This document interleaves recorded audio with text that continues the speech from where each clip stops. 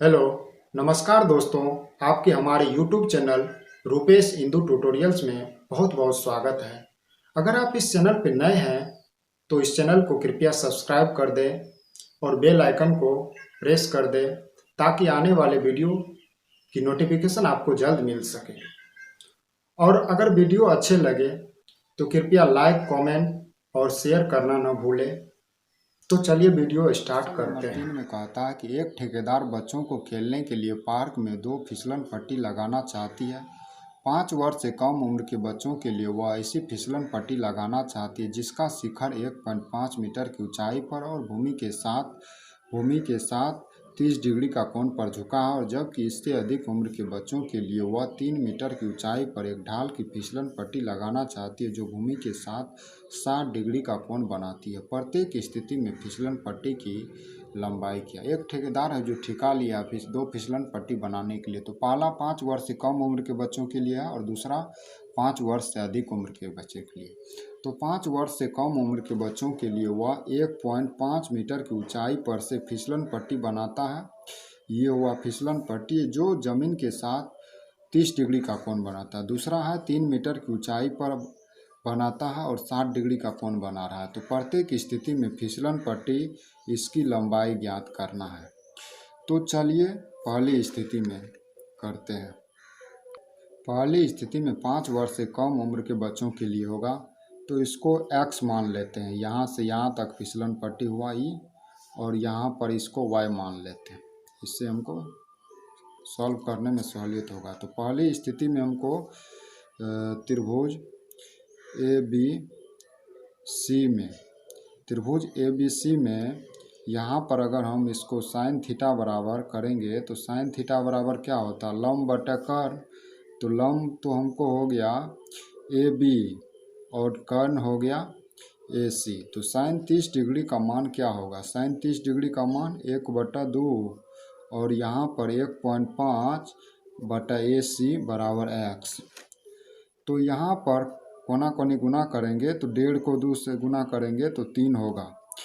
अतः फिसलन पट्टी की लंबाई, अतः पहली स्थिति में फिसलन पट्टी की लंबाई क्या होगा, 3 मीटर। तो अब दूसरी स्थिति में ये फिसलन पट्टी होगा पी क्यू आर में। तो पी आर है फिसलन पट्टी। तो दूसरी स्थिति में 5 वर्ष से अधिक उम्र के बच्चों के लिए तो त्रिभुज समकोण त्रिभुज पी क्यू आर में अगर करेंगे तो साइन 60 डिग्री करेंगे। साइन 60 डिग्री बराबर क्या होगा, लंब बटा कर्ण। तो लंब इसमें क्या हो गया, पी क्यू हो गया, इसके सामने है, और कर्ण हो गया पी आर। तो यहाँ पर साइन 60 डिग्री का मान क्या होता है, √3/2 और पी क्यू बटा पी आर है। तो पी क्यू क्या हो गया 3 मीटर और पी आर क्या है y है। तो इसको गुना करेंगे तो √3 y और 6 हो गया, और यहाँ पर y बराबर 6/√3 हो गया, और √3 का परिमेयकरण कर देंगे हर का, तो ऊपर में करना पड़ेगा।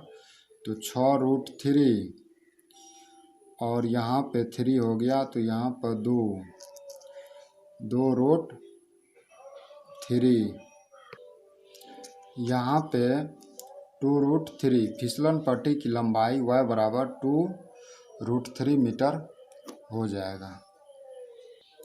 तो मेरा आंसर दोनों निकल गया। पहला 3 मीटर का फिसलन पट्टी होगा, दूसरा 2 × √3 मीटर होगा। क्वेश्चन नंबर 4 में कहता भूमि के एक बिंदु से जो मीनार के पाद बिंदु से 30 मीटर की दूरी पर है, मीनार के शिखर का उन्नयन कोण क्या हो गया। मान के चलिए ये मीनार है मेरा, ठीक है। तो मीनार क्या है, भूमि के एक बिंदु से, भूमि का एक बिंदु यहाँ पर मान लेते हैं। तो जो मीनार के पाद बिंदु से 30 मीटर की दूरी पर है, जो भूमि के एक बिंदु से, जो मीनार के पाद बिंदु से 30 मीटर की दूरी पर है। तो मीनार के पाद बिंदु यानी जहाँ पे उसका पायदान है ये हुआ, और 30 मीटर की दूरी पर एक बिंदु है जहाँ पे क्या कहता है कि मीनार के शिखर का उन्नयन कोण, शिखर का ये उन्नयन कोण क्या हुआ 30 डिग्री। तो यहाँ पर हम इसको ABCD मान लेते हैं, ABC मान लेते हैं। ये तो 90 डिग्री का कोण पर रहेगा, तो 30 मीटर है। अब क्या कहा जाता है, मीनार की ऊंचाई ज्ञात करें। हमको इसका ऊंचाई ज्ञात करना है। तो त्रिभुज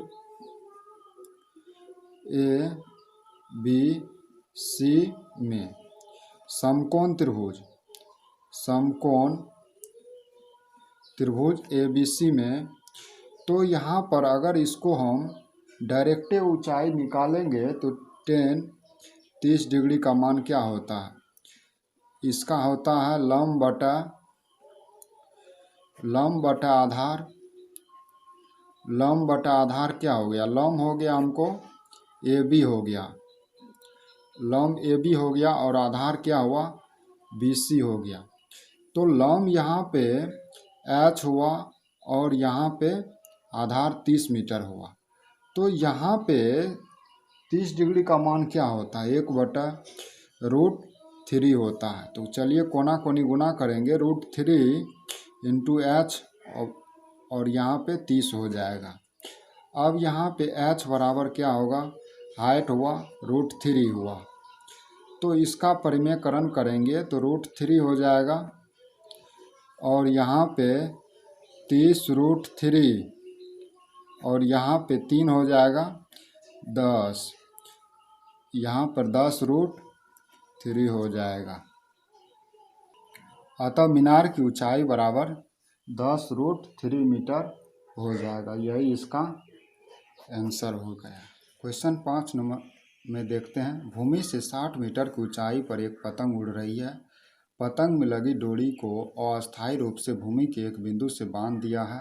भूमि के साथ डोरी का झुकाव 60 डिग्री है। तो यह मानकर कि डोरी में कोई ढील नहीं है, तो डोरी की लंबाई क्या होगा। इस टाइप के क्वेश्चन को फिगर से ही देखा जाता है। जैसे भूमि यहाँ पे है, तो यहाँ से 60 मीटर की ऊंचाई पर ये पतंग उड़ रहा है, एक पतंग उड़ रहा है। तो इसका जो है भूमि के साथ तो 60 मीटर की ऊंचाई पर उड़ रहा है, यहाँ से यहाँ तक 60 मीटर की ऊंचाई पर। तो भूमि के साथ यहाँ पर पतंग में तो कोई जोर उसका डोरी रहता है, तो डोरी को अस्थायी रूप से, पतंग में लगी डोरी को अस्थायी रूप से भूमि के एक बिंदु से बांध दिया है। भूमि के साथ डोरी का झुकाव 60 डिग्री है। तो यहाँ पे जो बांध दिया है, तो भूमि के साथ उसका झुकाव जो है वह 60 डिग्री है। तो इसको भी मिला देंगे तो ये हो जाएगा 60 डिग्री हो जाएगा। अब हम इसको A, B और C मान लेते हैं। ये तो 90 डिग्री हो गया, समकोण त्रिभुज हुआ। तो यहाँ पर डोरी में कोई ढील नहीं है, तो यहाँ पर मेरा फिगर तो थोड़ा ठीक लगता है, लेकिन इसमें कोई डोरी में ढील नहीं है, पूरा सॉलिड खींचना चाहिए। तो डोरी की लंबाई ज्ञात करें।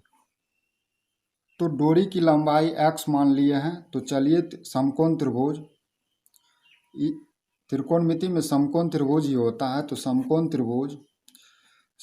त्रिभुज ABC में तो साइन 60 डिग्री का मान, साइन 60 डिग्री बराबर लंब बटा कर्ण होता है। तो लंब इसमें मेरा क्या है, तो लंब हुआ इसके सामने में, तो लंब हुआ AB हुआ, और कर्ण क्या हुआ AC हुआ। तो यहाँ पर अगर कर्ण AC हो गया, तो चूंकि यहाँ पे साइन 60 डिग्री का मान क्या होता है, √3/2 होता है। और यहाँ पर लंब क्या हुआ 60 डिग्री हुआ, और कर्ण को x माने हैं। तो कोना कोनी गुना करिए तो √3 × x बराबर 60 दूना 120 हो गया। अब यहाँ पर x बराबर 120/√3, तो इसका परिमेयकरण करेंगे हर का, √3 हो जाएगा, और यहाँ पर 120 √3/3 हो जाएगा। इसको काटेंगे तो 40, तो 40√3 हो जाएगा। तो अतः डोरी की